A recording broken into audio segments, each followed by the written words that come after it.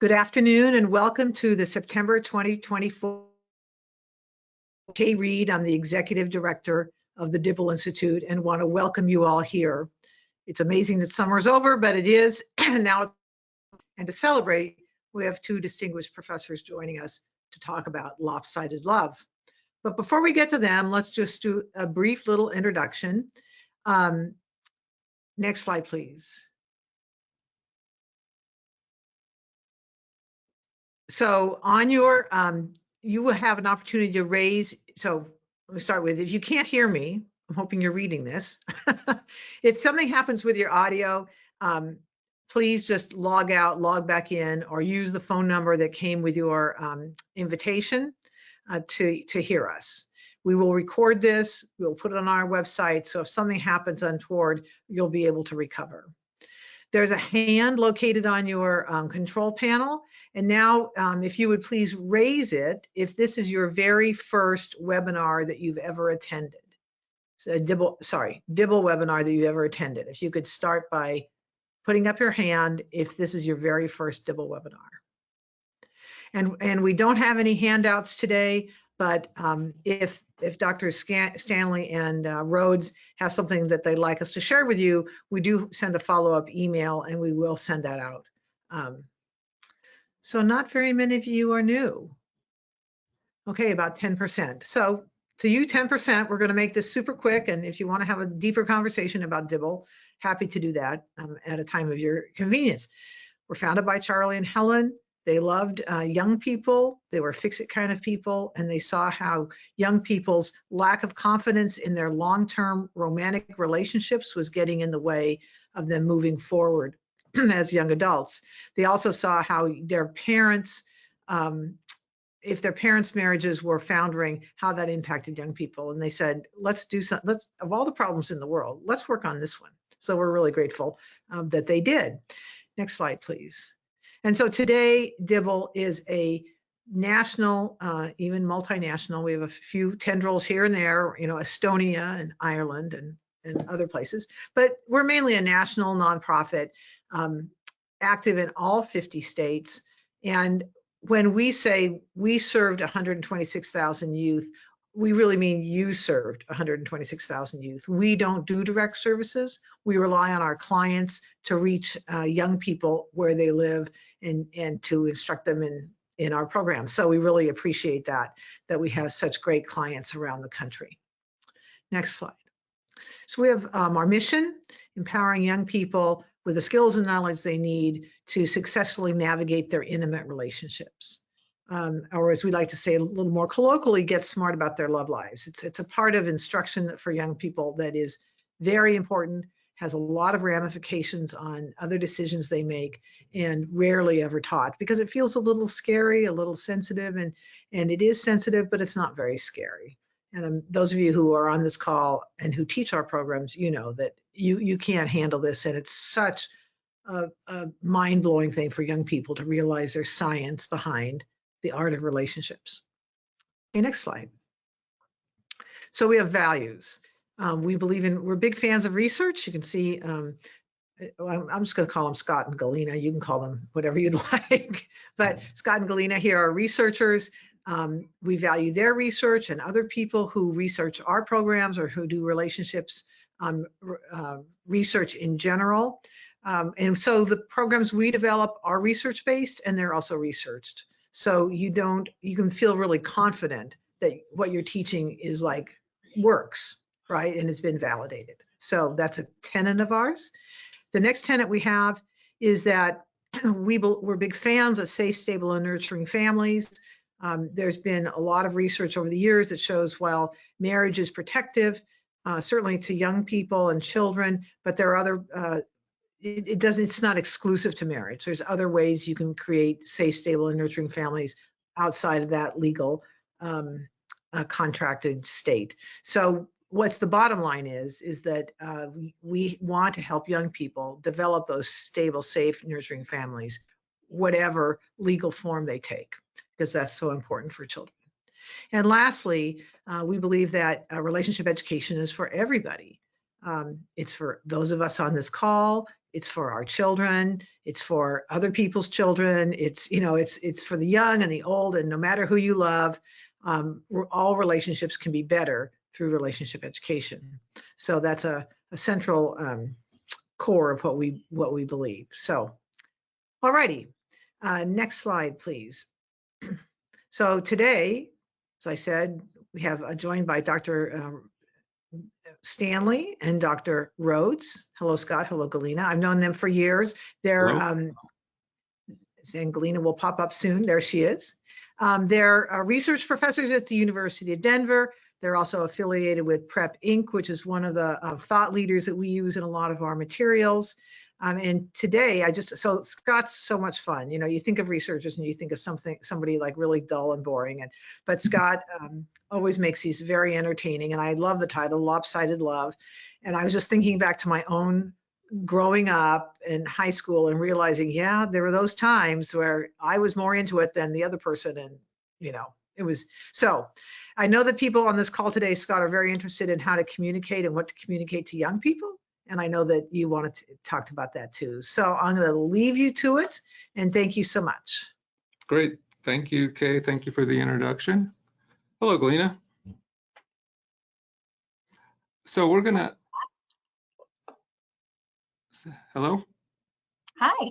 Hi. So we're going to walk through the slides. And what we'll do is I'll make some comments about the slide and then ask Galena to have some insights about the slide. It's sort of like a stump Galena game. So I think it'll be fun. We'll make it more fun, fun game.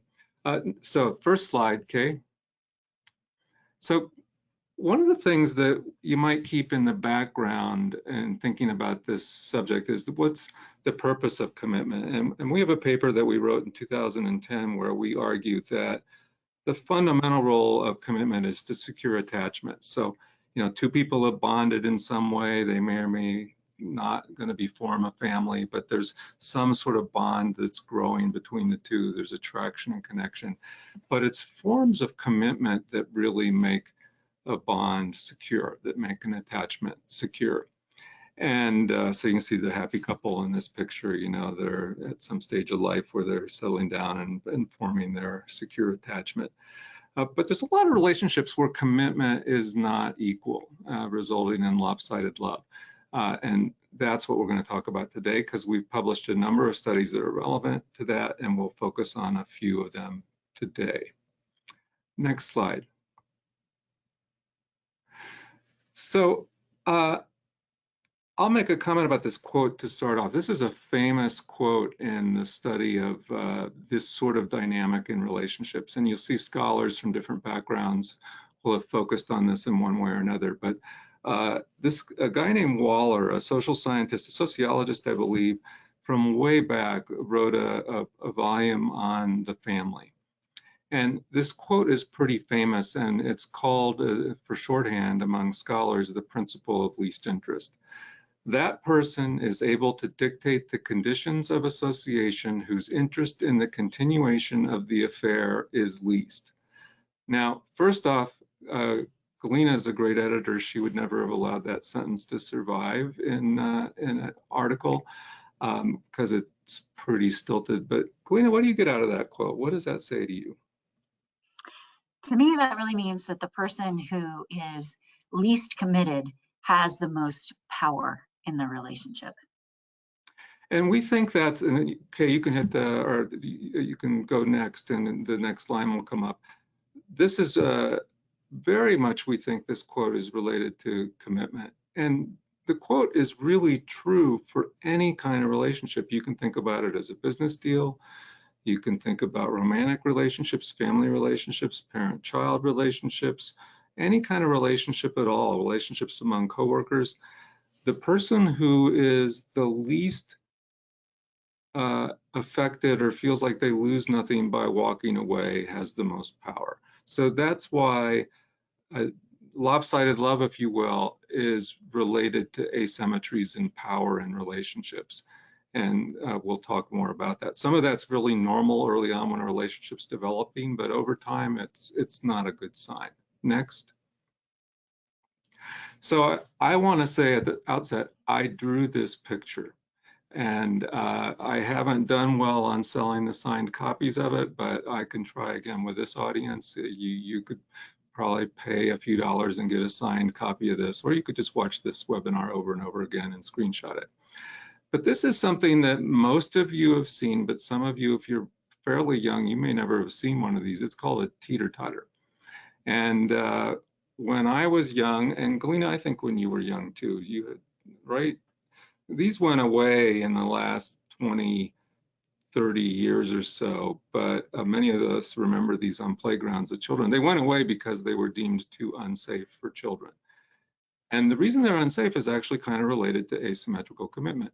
If you look at these two little faces on the teeter-totter, the one that's on the high side right now, they're smiling, they're looking intently at their partner, and the other person on the low side is looking out at us, or maybe checking out somebody else they might want to be on a teeter-totter with.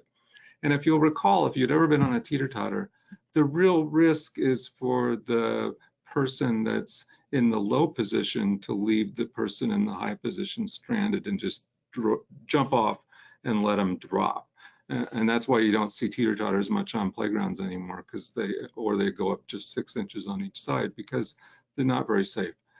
And that's what it feels like to somebody in an asymmetrically committed relationship, that they're often sort of up in the air with their feet dangling, and it's not enjoyable unless you have a reliable, equally committed partner going back and forth with the ups and downs. Galena, anything you want to add to that? I think it really is a great drawing, first of all, Scott, well done on that.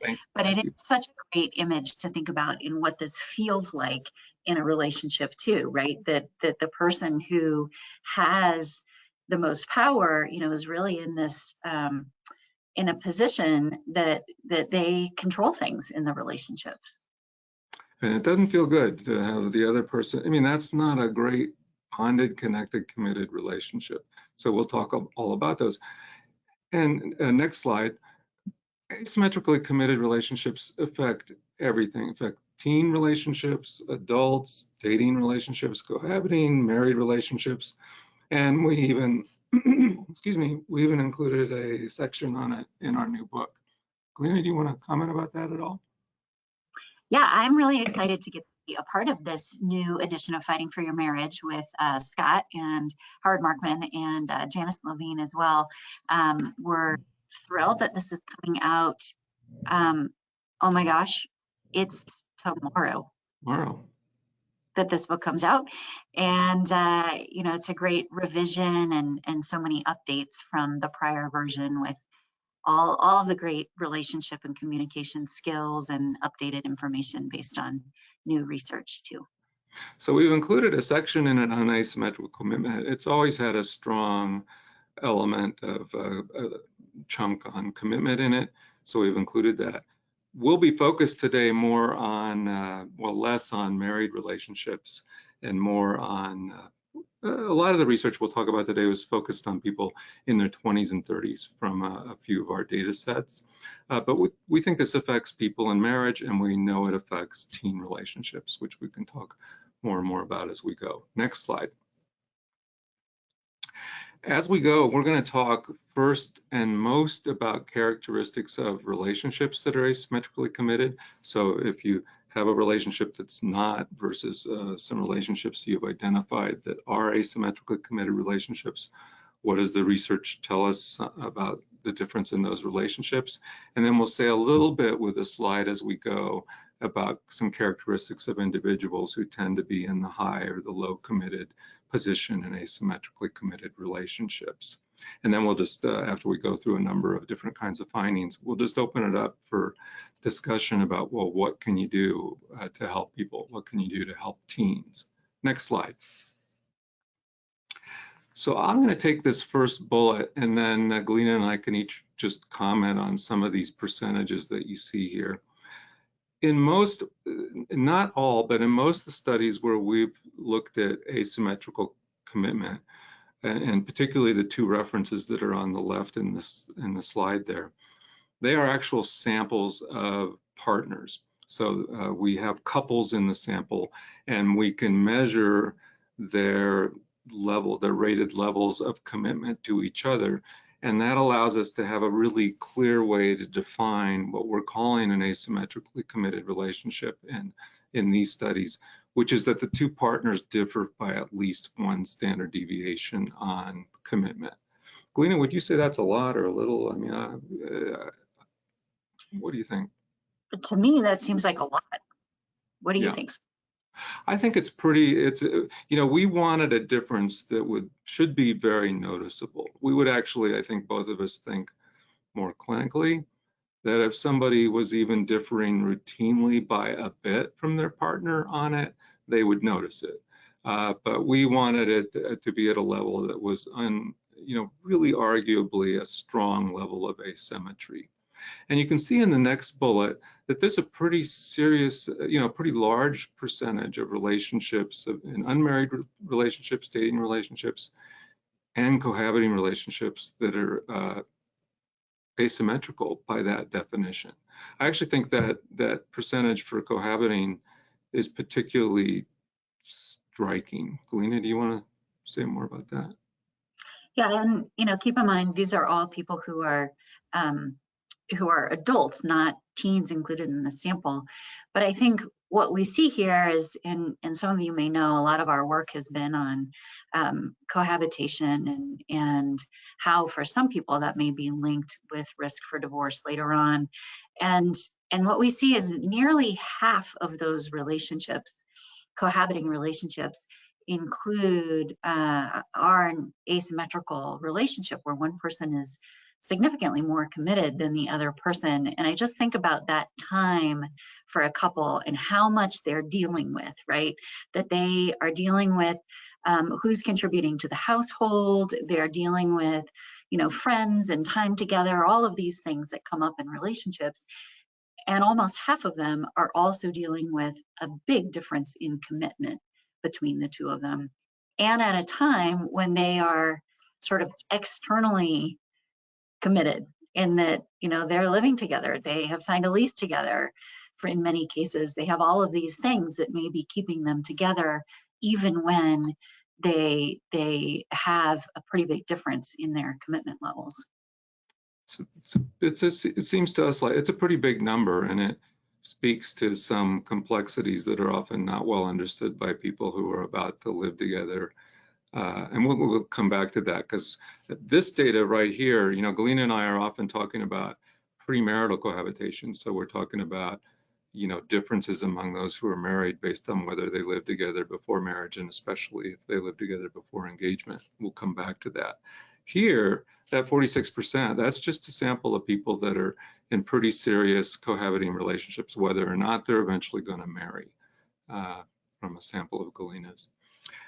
In a number of our samples, when we do see a difference, we do find a gender difference where men are more likely to be the less committed partner.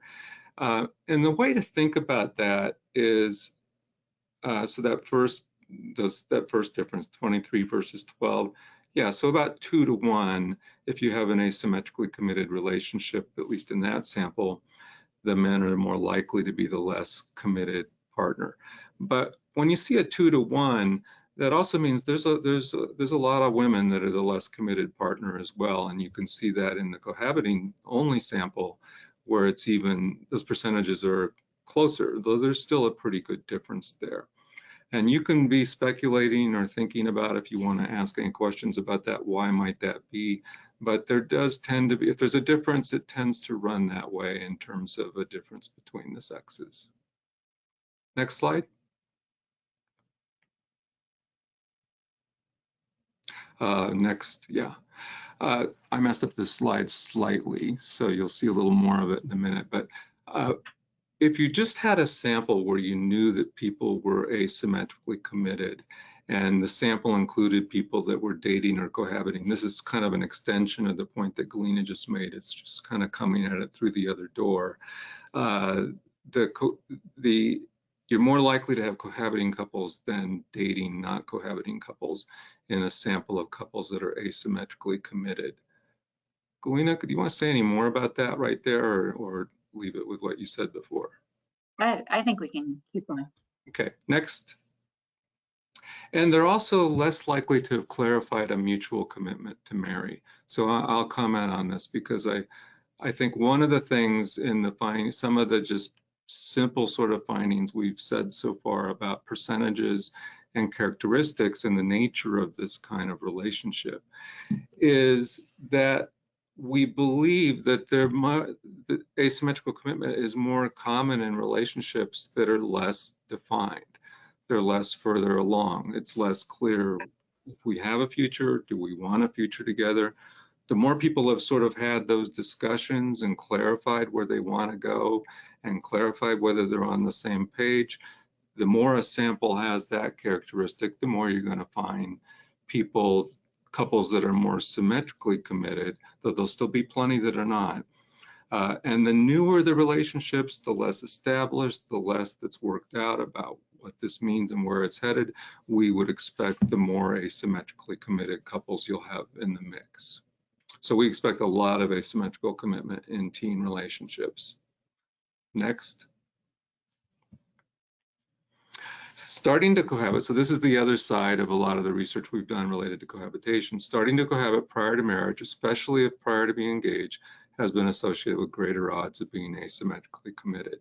So if you saw our last webinar, which was really about sort of our latest data set on these sort of findings, we consistently find that it matters when people start living together.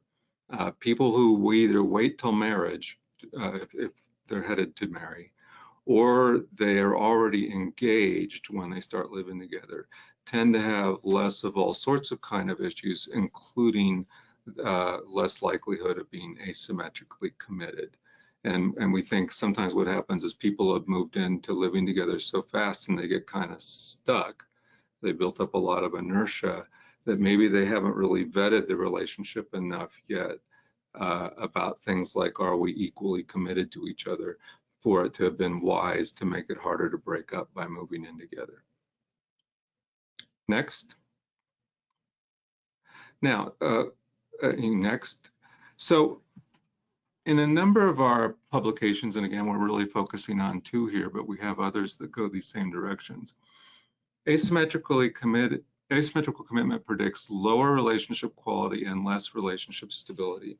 So lower relationship adjustment, so that's sort of overall happiness, higher levels of conflict, more aggression, more reports of physical aggression between the partners, and actual greater odds of breaking up. Galena, do you want to comment on any of those in particular? Yeah, I think, you know, these just go to show that many of these relationships are fairly troubled, right? And in some cases, we're probably glad to see that they're ending these relationships.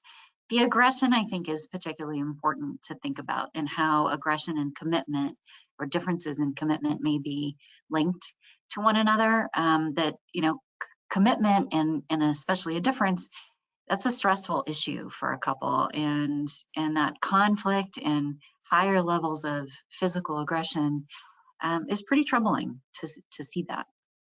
One of the remarkable findings related to that in that Stanley et al. 2017 paper is we found that in asymmetrically committed relationships, even the more committed partner reported higher aggression than partners did in non-asymmetrically committed relationships. And that seems kind of remarkable because generally there's really good research and evidence that being more committed in a relationship, being more committed to a partner, is a brake on aggression. It helps people rein in really negative impulses. Partly, I think a number of scholars believe if I've really got a commitment to you in the future and I'm committed to you in that sort of way, I'm less likely to really allow myself to act out because I see it as an us thing and a future thing. And so commitment is generally a brake on aggression, but in asymmetrically committed relationships, even the high committed person is more likely to report aggression than people do in non-asymmetrically symmetrically committed relationships. You can also think, if you think back to what we said earlier on, what Galena was saying about that power differential and that sort of dynamic of a power difference, you can imagine, and maybe some of you can remember some experiences you've had or experiences you might even be having now. It's immensely frustrating, and for both partners, because once it's kind of clear that one's more committed, they're going to recognize they're trying more to get the other to act, to change, to do things, and the other doesn't respond or pulls away or responds less. It just gets very frustrating for both. So this is it's a risk for more than just unhappiness in relationships. Next. And this is a finding that we have in a publication, Rhoades et al. 2006. Galena, why don't you describe this finding? Because I just think this is one of the most amazing findings in the different studies we have related to asymmetrical commitment. Yeah, you know, I think this is really important to think about, because what we see is that things that are happening before a couple gets married actually keep happening in marriage. And I think why that is important is for us to really recognize that what happens in relationships long before a couple is married, and in some cases, in terms of other factors, even in prior relationships, really impacts a couple and future relationship experiences. And one of the things that I think is a myth that people believe, and you could see this with teens and you could see this with people in their 20s or 30s, is they know they're in a relationship where they're the more committed one. I mean, it's noticeably asymmetrical. And I think there's maybe a long-standing belief by some people, and it's going to be a false belief, that if I can just get the person to the altar, you know, like, we'll be good. You know, we'll seal the deal. We're gonna make a big commitment on that day in front of a bunch of people. And the problems we've had of me trying to get my partner to be as committed or as invested as I am will go away because, well, we're married now, and that's like made it all good. We don't think marriage, the big day, the big event. We also don't think a baby. Getting married and having a baby aren't likely to be cures in and of themselves for asymmetrical commitment. Sometimes you can find some people like kind of get jogged awake and like become alive in terms of commitment to a family and to a person. But a lot of times somebody that's allowing themselves to believe that it's going to be okay if they can make that step is just kidding themselves. And it's going to just be harder. Next. Now, this is not one of our findings. I just want to comment on the general literature before we get to, I think, one of Galena's favorite findings and everything that we have out there. Perceived similarity is a big deal. So far, we're really talking generally about measured dissimilarity. So we actually know how much each believe they're committed to their partner, and we can see how different they are. In one study, Galena actually looks at the degree of the difference and how does that relate to relationship quality. And the more the difference, the lower the relationship quality. So others just have talked about this. Well, just even perceiving that we're not similar, we're not on the same page about being highly committed is associated with problems.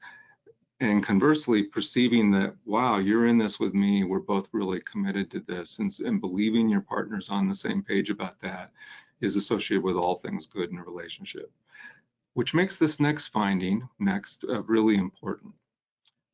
Galena, I'm going to leave this one to you.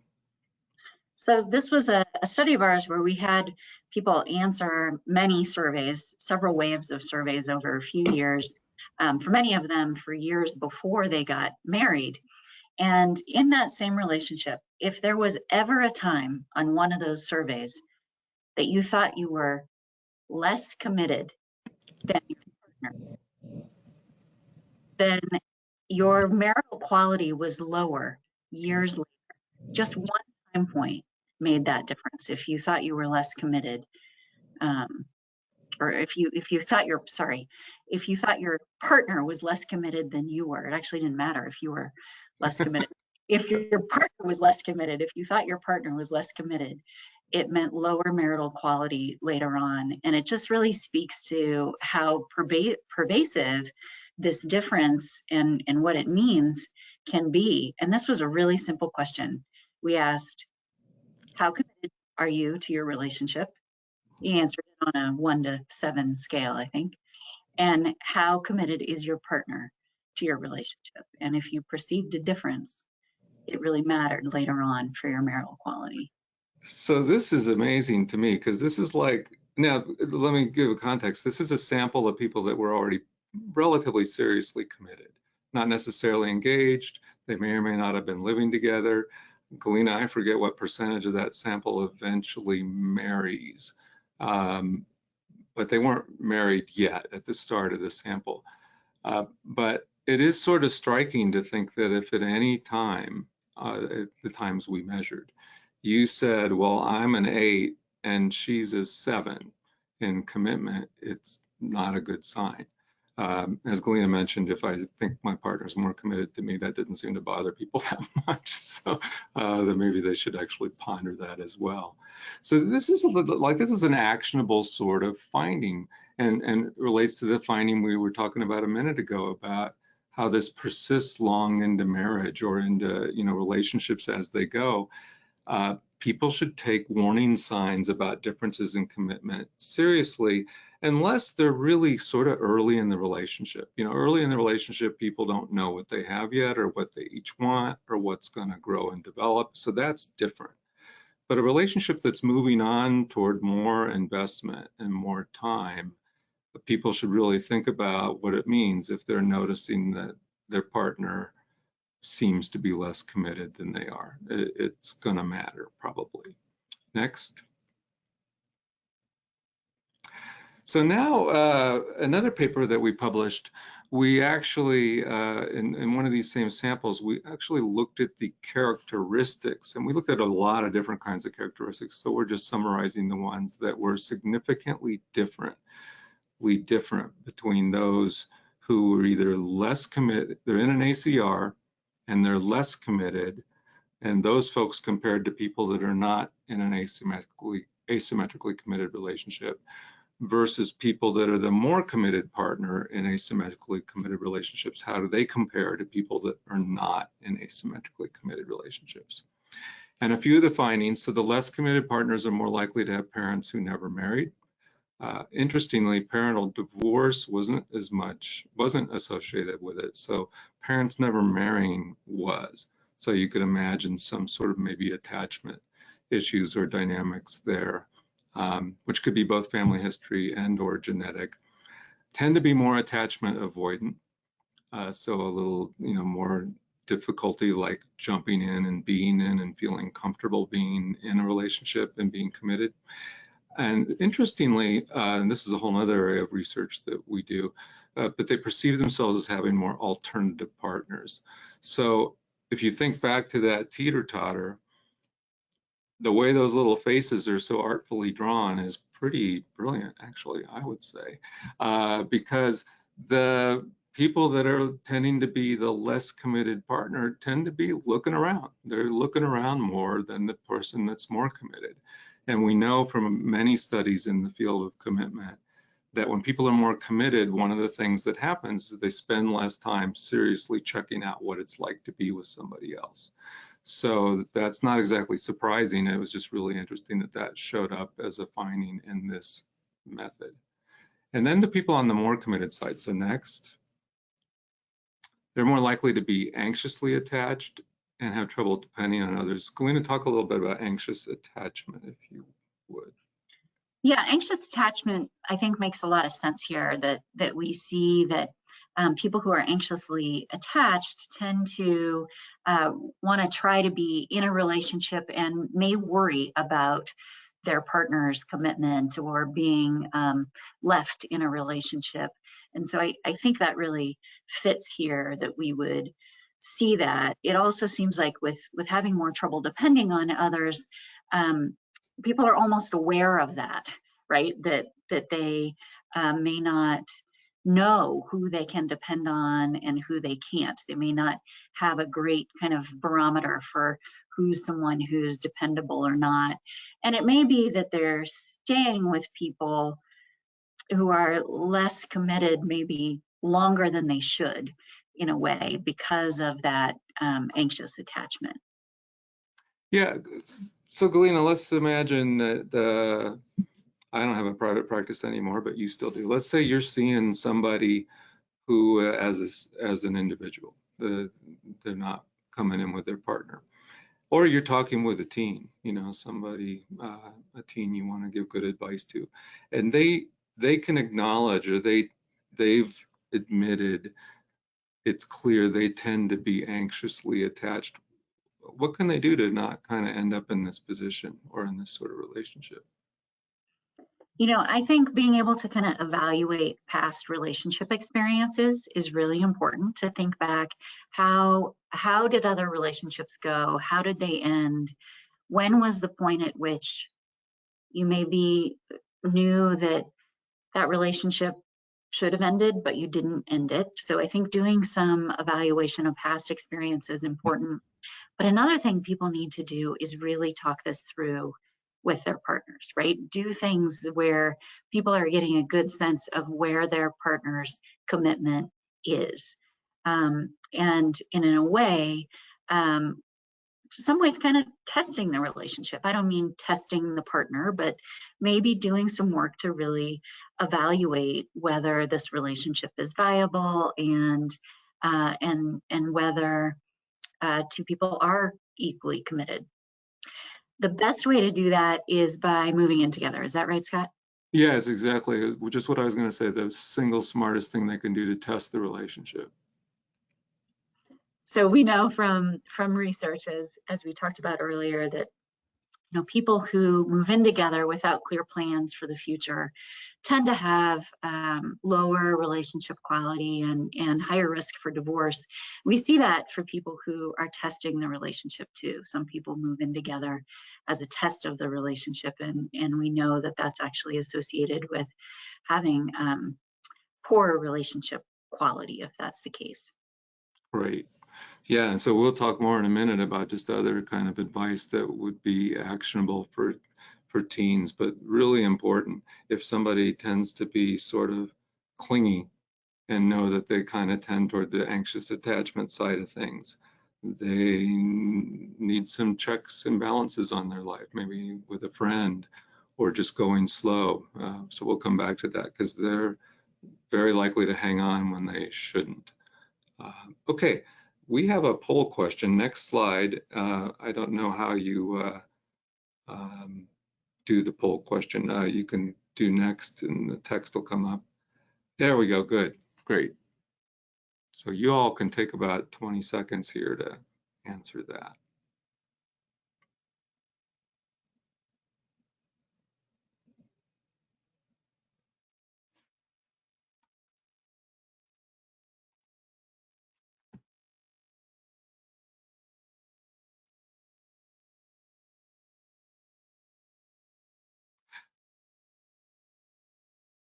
Excellent. All right. So by the way, this is pretty nice. You get to have a poll question that's not about an election coming up or anything. This is kind of a good deal. So overwhelmingly, people believe this is more common now than in the past. And we have a follow-up question. Why do you think that's the case? And then we'll talk a little bit about that. Is there a follow-up poll question there? Yeah, great.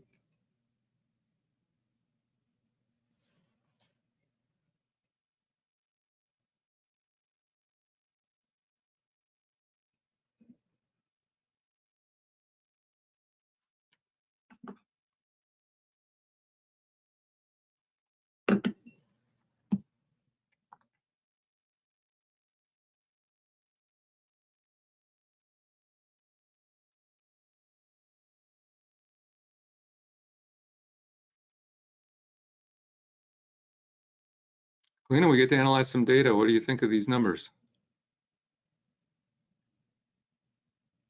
Boy, I was so interested in what people were going to say about that first one. I was surprised that 87% of people said that they were more likely today.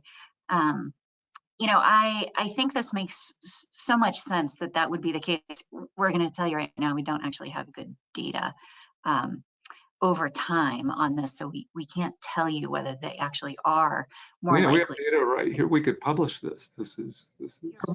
Right. We do have data. These are data themselves, but I think what we have often thought too, just like you all, is that, you know, romantic relationships develop in many different ways today, right? And there just aren't the same clear steps and stages that there were previously in prior generations. And so there are some ways that, like one of the options said, I think our current kind of dating options and structures creates not necessarily deception, but opportunities or fewer opportunities for discussion or displays of commitment in clear steps and stages.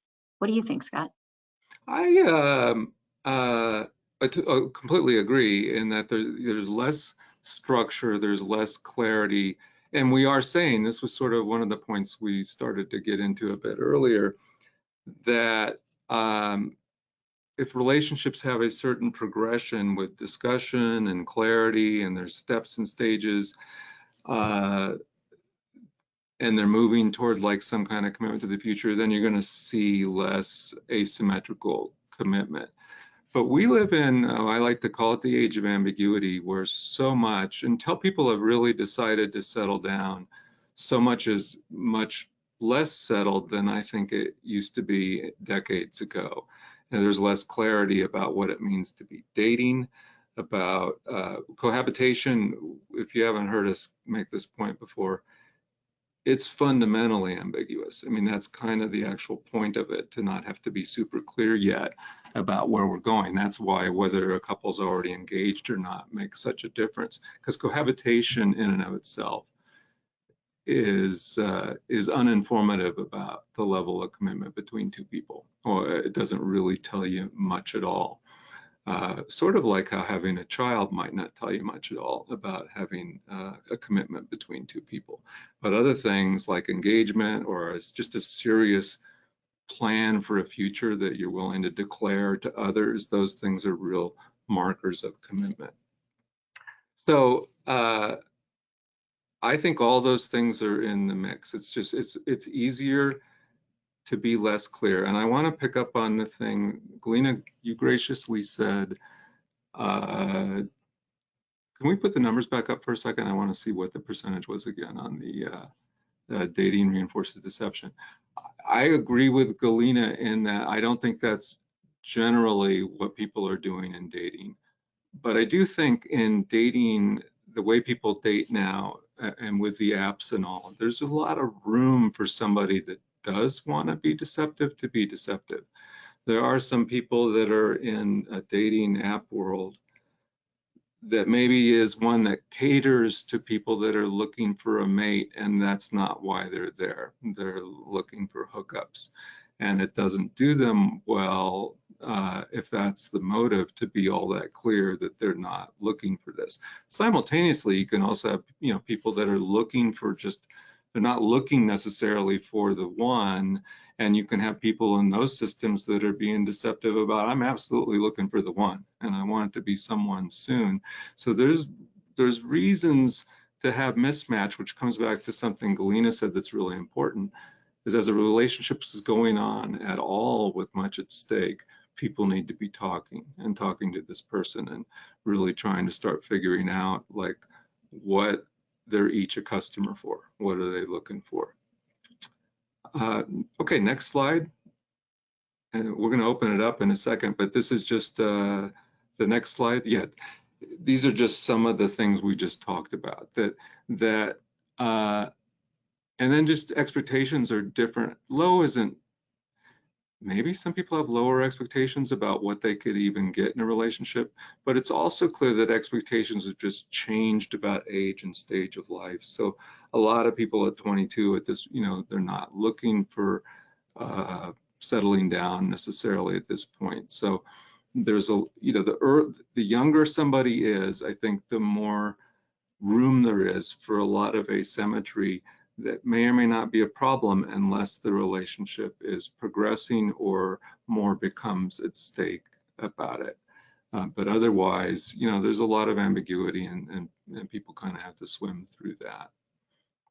So let's go to the next slide and just sort of open this up. And we don't have like a bunch of prepared comments about this. We'd like to get some comments from you all, questions. You know, how do you help, especially teens, but you can take this anywhere you want. How do you help people prevent asymmetrical commitment or prevent themselves from landing in that situation?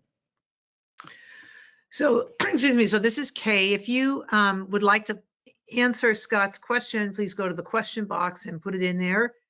In the meantime, I have a couple of questions for you both. Great. A little bit ago, Connie asks, when you say that the more committed or less committed partner reports aggression, do you mean that they experienced aggression or that they committed aggression? Both. Okay, so it goes both ways. You'll both receive it and do it, okay? Hitting and being hit, yep. And then Araya asked, are these, in these studies, were they primarily heterosexual relationships, or were there also gay and lesbian alternative relationships? Primarily heterosexual. Is that, Galena, I forget about your cohabiting sample. If Yeah, these data were collected in part so that we could look at how premarital experiences were related to marital outcomes. And when we started the study, gay marriage was not legal actually in most states nor federally. And so people who were enrolled had to be in opposite sex relationships to start the study. So it's a limitation that we don't know much about whether things might look different. I wouldn't expect that things look different, but they're not represented here, people who are sexual gender minorities. Yeah, I was going to say the same thing. There's nothing, we actually, frankly, in any sample, never find that commitment stuff in relationships that matter seems kind of like gravity. I mean, it really just is. And you can make a sound prediction based on commitment. And you can get lots of differences based on people's experience and life and who, you know, who they're in a relationship with. But the dynamics, like asymmetrical commitment, is going to be found in some significant percentage in pretty much any slice of life in terms of relationships. And it would be hard to imagine a relationship where it's not difficult for one or both people in it. So Reed asks, what about nuances with inaccurately perceiving yourself or your partner as more or less committed, or if it goes back and forth over time? Has there been a way to factor that into the research on this topic? So what if you're inaccurate in your perceptions? Does it go back and forth over time? And has that ever been researched, put into the research? Galena? Scott, we have those data. Have we looked at them? No. To know if people are accurate about their perceptions generally? You know, that's a study we haven't published. We have data on that. There's like, one of the mottos in our lab is so much data, so little time. It's a great question, because you can imagine a lot of couples where there's some cyclic thing. And in fact, you can imagine those of you that worked with couples, for example, in counseling, or just talked a lot with people in relationships or know from your own, there's a lot of relationships where they're bouncing off what each other is doing, and they may have trouble keeping the perceived symmetry, keeping the perceived level of commitment high and clear in a way that settles them down. In fact, that's one answer I would give to this question. That's one of the benefits of two people forming a really clear us with a future commitment, because if that's what they're looking for in life, by the way, I'm not saying that's what everybody wants, but if somebody wants that and the other person wants that, the clearer they are about that without threatening it, without putting it at risk, the better they'll both do, because they don't get this back and forth dynamic where you can imagine in some relationships, one's either perceived by the other or actually does start to pull back a little bit in commitment, or they're not acting as much on commitment as they usually do. And then the other like pushes a bit for more. And then they maybe pull back some more, and then that person pushes some more. Or then maybe this person decides, well, I'm going to pull back and see what happens. And then this person starts. You can get that sort of seesaw sort of dynamic really going in a way where it can't level out for that couple because they're having trouble keeping a clear sense between the two that, yeah, I got your back and you got mine. And couples thrive when they can have that. So it definitely happens. Can't tell you how often it happens, but it happens. I guess one thing we can say, I know you've had Sarah Halpern-Meekin on before, Kay. You know, she talks a lot about the on again, off again sort of relationships, the breakups that aren't real breakups. That may be a really similar dynamic too, of people sort of bouncing in and out instead of like a really clear ending. It's like an unending ending. And there's a lot of couples that experience that kind of instability. So what are a few questions that we could ask young people about their views of a relationship or expectation in a relationship to help them determine if this person is a potential friend or a partner? You know, what are some cues here to give young people?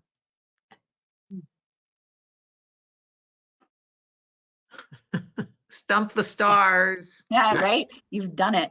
Gosh, I think that's a really neat question to think about. And, you know, I think one of the things that young people today are maybe more comfortable with than prior generations is direct communication and using different channels of communication to ask questions directly about where they stand and what expectations are. And I think we should encourage that people are able to talk about defining roles in relationships and communicating what they want and what they don't want. And, you know, there's been such a big focus on consent around sexual activity, and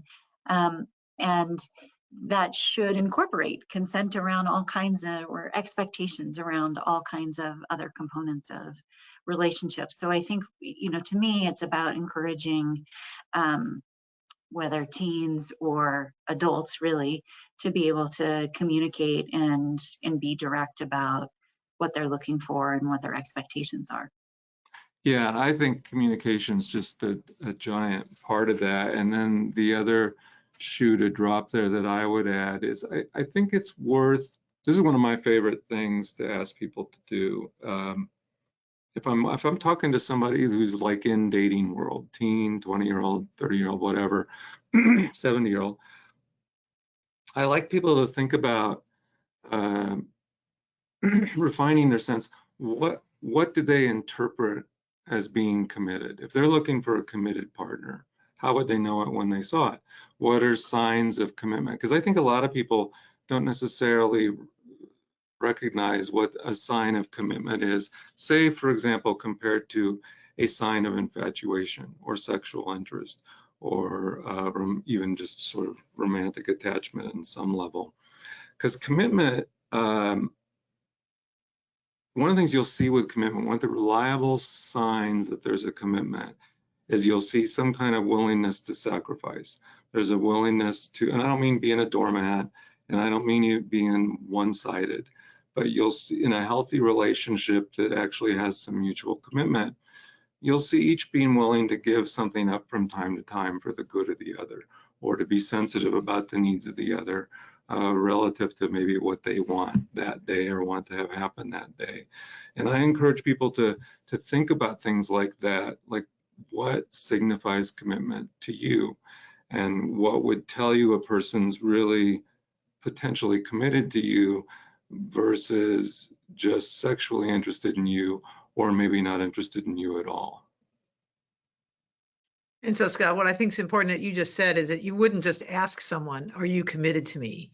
But you'd be watching their behavior, and like if I needed to go take care of my mom in the hospital and you offered to drive me and you didn't go to the baseball game, then that would be a sign of commitment. That's like real behavior. It's like really putting aside a personal interest. It's not like a gigantic sacrifice, it's a little sacrifice, and those I think have the most meaning, and they can tell you about somebody's motivation toward you. So does this data take into account millennials versus Gen X or other cohorts of people? I would say no. I'm curious to hear what Galena has to say about this, but kind of the same answer that we gave before about same-sex relationships or other relationships.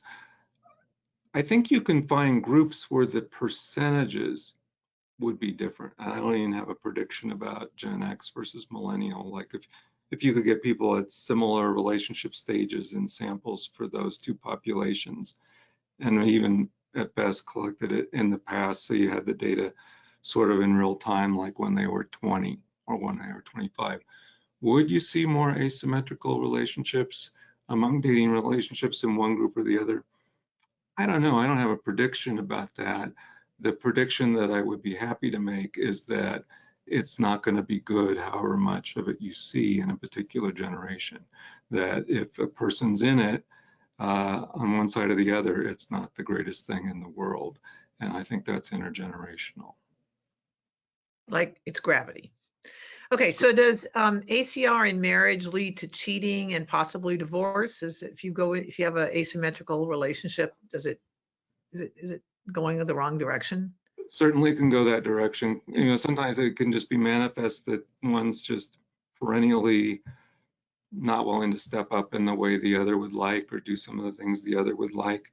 But for some people, and go back to this finding about some characteristics of individuals, who are in the less committed position, they do tend to have a sense of that there's more fish in the sea than the person that's in the more committed position.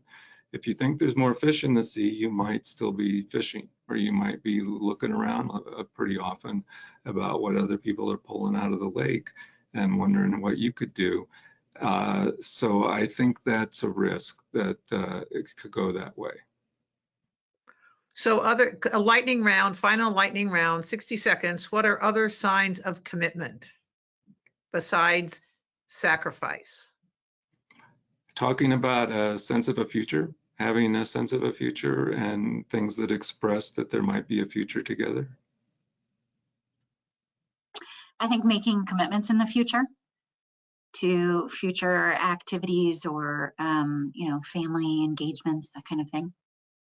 One could also infer something about how does somebody act in terms of other important people in their life.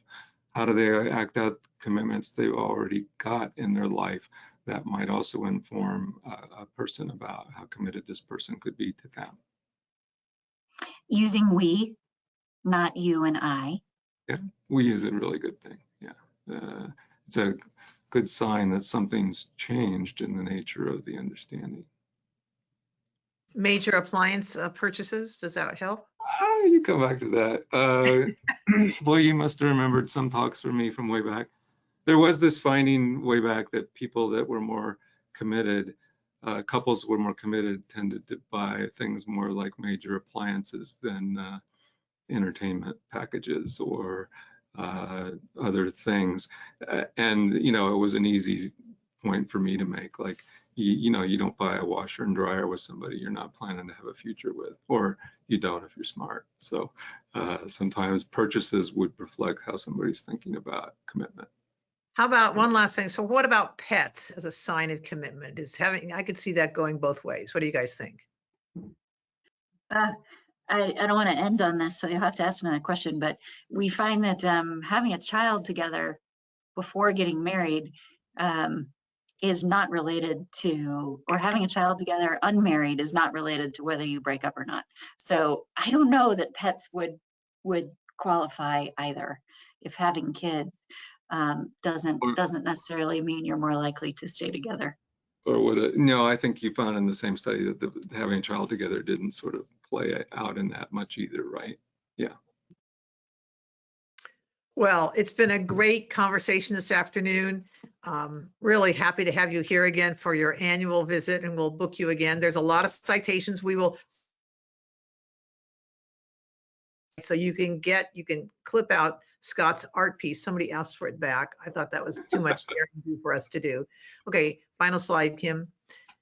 So thank you. We'll let you know when it's all up, and you can share it with your friends and family and those young people in your life that you want to talk to about commitment. And then the next slide. So next month, we're going to have, oh, this is so wonderful. Extension services in New Mexico have implemented our program Mind Matters statewide to deal with farm and ranch stress with families there. So they're going to have a panel of the state specialist and her colleagues in the counties to talk about the good work they're doing. So it's 2 o'clock, time to leave. Hope you guys all enjoy as we start towards fall, and have a safe and rest of your day. Thank you. Thank you.